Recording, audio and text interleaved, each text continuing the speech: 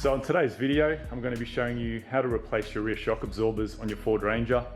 This is something really easy and simple you can do in your driveway. It takes about 10 minutes to do, and all you need is an 18mm spanner and an 18mm socket and ratchet and your new shock absorbers. So that's your rear shock absorber there, one side anyway.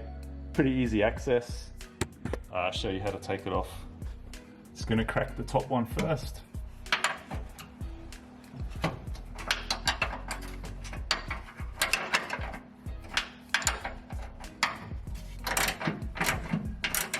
This process would probably be a fair bit quicker if I took the spare tire out, but I'm a bit lazy, so I'm just going to do it like this.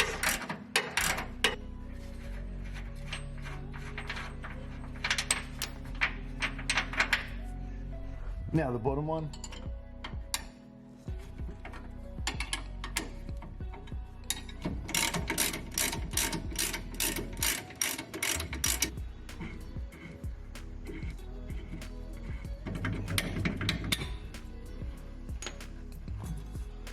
Now what you do is just slide it off, take it off like so. So with your new ones, there's no real wrong way of putting them on, because these eyelets here on the bottom are a different size from the top, so you can only put them on one way.